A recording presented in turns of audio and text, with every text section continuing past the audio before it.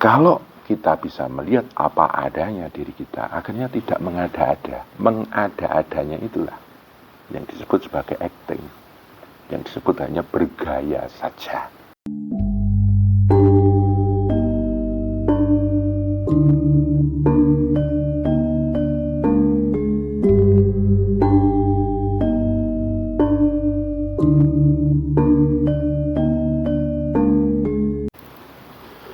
Mohon maaf sebelumnya ya Mas ya.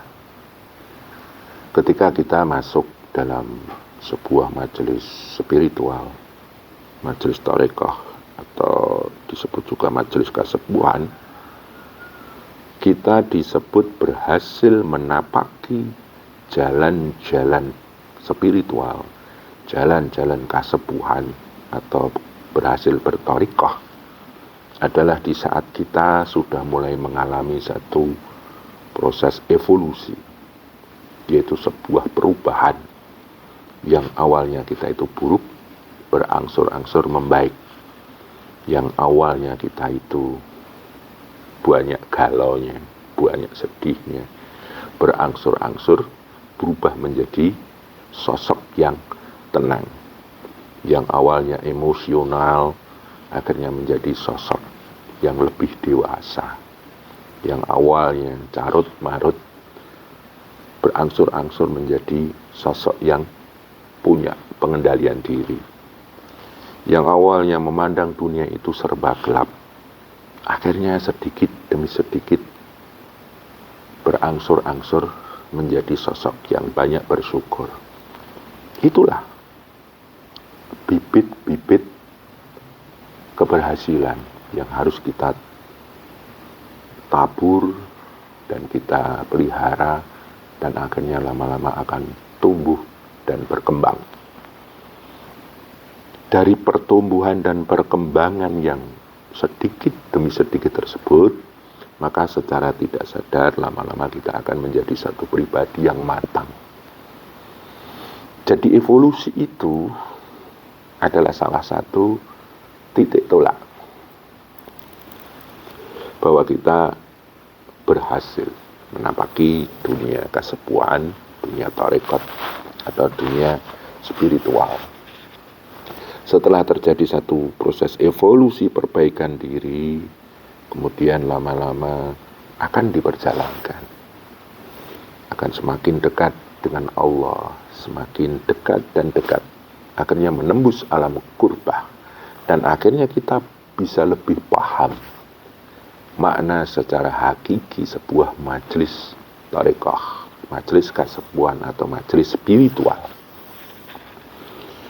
Beda lagi adalah ketika kita memasuki majelis tersebut, akan tetapi tidak ada perubahan sedikit pun.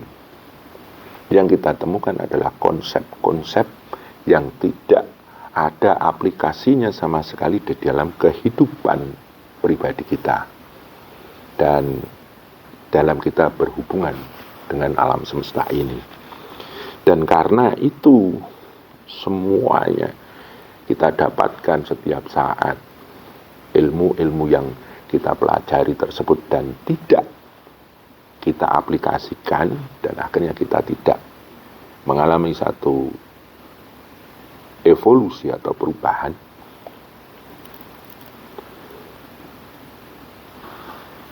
Spiritual,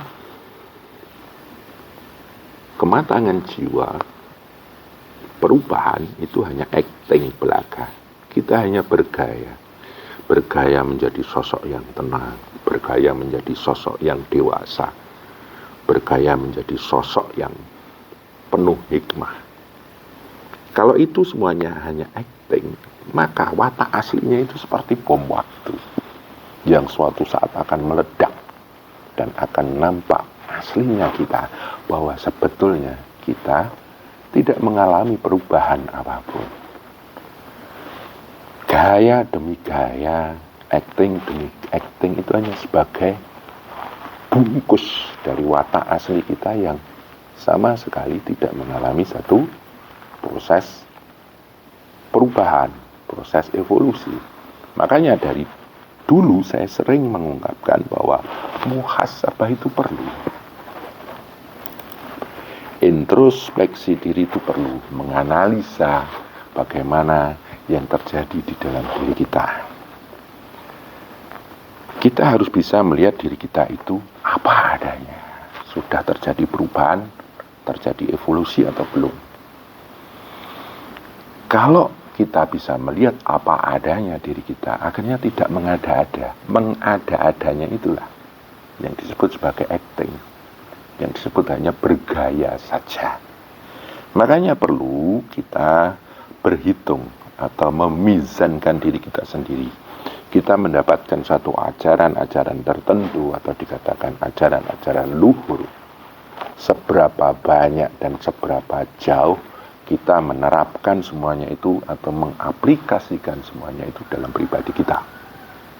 Jadi kita harus benar-benar logis, harus benar-benar memandang segalanya itu apa adanya.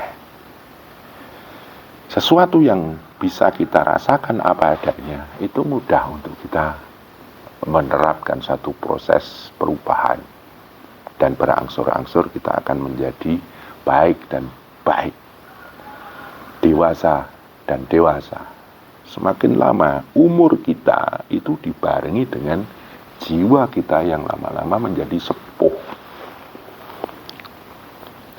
Banyak sekali orang-orang yang justru karena ajaran luhurnya mereka berakting, dan akhirnya ajaran itu hanya sebuah lip service.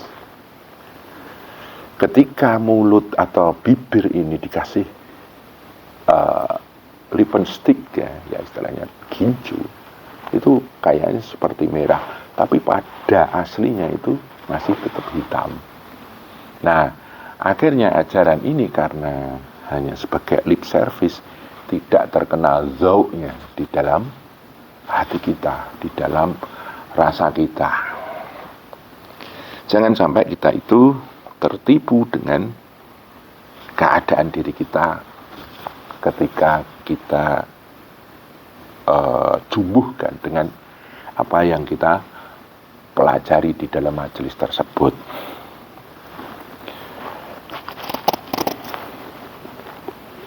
Kenapa kita belajar untuk mematangkan jiwa, mengolah rasa, mendewasakan pribadi, kemudian menata ketenangan, menata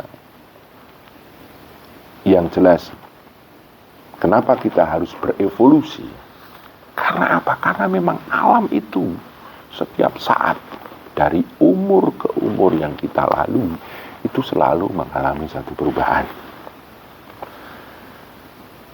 Perubahan yang terjadi di dalam diri kita sesuai dengan umur yang kita jalani itu akan lebih mudah dan akan lebih bisa kita jalani dengan indah ketika kita mempunyai jiwa yang matang, mempunyai jiwa yang sepuh, mempunyai jiwa yang dewasa.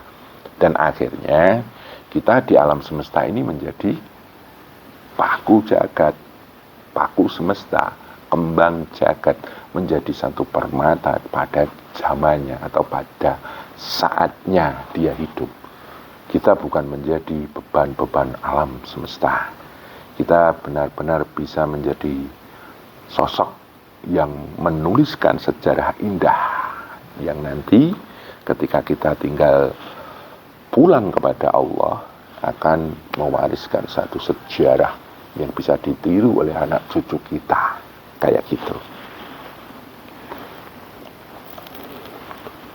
Kadang banyak ya mas, orang masuk dalam majelis seperti ini itu hanya yang dicari konsepnya, bukan aplikasinya di dalam kehidupan sehari-hari. Dan akhirnya konsep yang tidak diaplikasikan di dalam kehidupan sehari-hari itu akhirnya hanya menjadi pepesan kosong, menjadi khayalan. Dan bisa dikatakan bahwa ilmu rohani yang kita ambil itu hanya sebuah tahayul, sebuah khayalan yang tidak pernah mempunyai asar dan pengaruh di dalam pribadi kita. Setiap saat kita harus berintrospeksi, bermuhasabah, mawas diri. Semakin sepuh kita, apakah semakin sepuh jiwa kita? Ya, memang harus gitu, Mas. Alam ini berproses menuju kesempurnaan. Kesempurnaan di dalam arti alam ini ingin membawa makhluk yang ada di dalamnya untuk selalu dekat dan dekat dengan Allah. Semuanya menuju kepada Allah, tunduk dan sujud kepada Allah. Walaupun ada yang mengatakan alam itu semakin lama semakin rusak, semakin hancur, semakin banyak polusi di mana-mana. Akan tetapi nanti kalau dibarengi dengan kematangan rohani di alam semesta ini,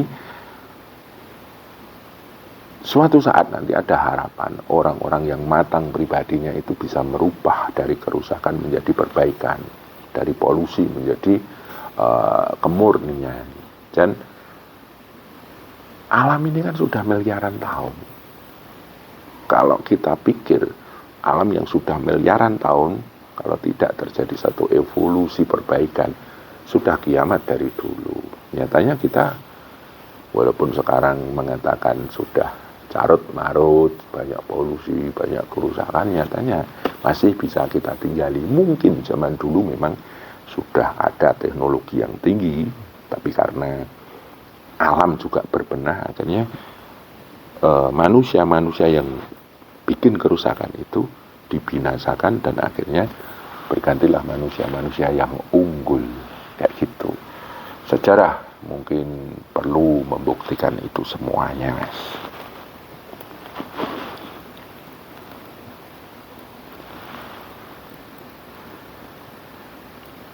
Ya memang banyak. Jadi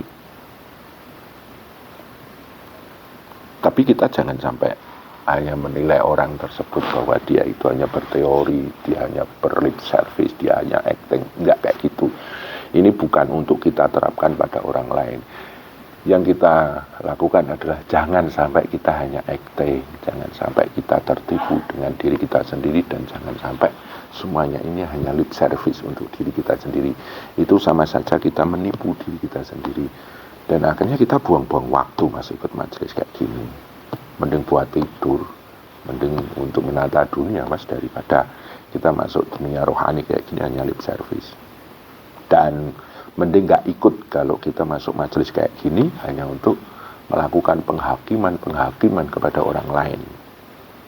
Seperti yang saya katakan tadi, orang itu hanya lip service, orang itu hanya acting, wah orang itu sesungguhnya tertipu oleh dirinya sendiri. Bukan kayak gitu. Ini koridornya adalah muhasabah, mawas diri, bukan untuk menghakimi orang lain, untuk menghibah orang lain, untuk menilai orang lain. Sebetulnya gini, tarekah spiritual itu perjalanan pribadi. Semuanya kembali kepada pribadi masing-masing. Lah masing-masing pribadi itu berkumpul dalam satu majelis, dalam satu palenggahan, disebutlah sebagai majelis kasepuhan, majelis spiritual, atau mungkin majelis tarekah. Tapi dalam pelaksanaannya itu adalah pribadi-pribadi. Itu kembali kepada pribadi masing-masing. Kalaupun nanti berkumpul berjamaah di dalam sebuah majelis untuk mematangkan pribadi, itu hanya menukar pengalaman, menukar pencerahan, menukar petunjuk. Dan nanti kalau pulang kembali lagi ke proses pribadi itu tadi. Bisa dikatakan majelis itu hanya tempat berkumpul saja, tapi aslinya majelis tarekah itu adalah majelis pribadi. Berkumpul menjadi satu perkumpulan itu karena kita punya guru, punya mursyid. Nah, mursyid itu mengumpulkan pribadi-pribadi tersebut, dan sang mursyid itu mu'tabarah, bisa dipertanggungjawabkan sanadnya sampai kepada Rasulullah SAW, mengumpulkan sedulur-sedulur itu untuk mempermudah menyampaikan apa ilmu yang ada di majelis tersebut. Tapi kalau sudah selesai, semuanya akan kembali ke pribadi-pribadi. Itu karena memang koridornya man arafa nafsahu faqad arafa rabbahu. Barang siapa mengenal diri pribadinya yang sendiri akan mengenal Tuhannya. Kayak gitu.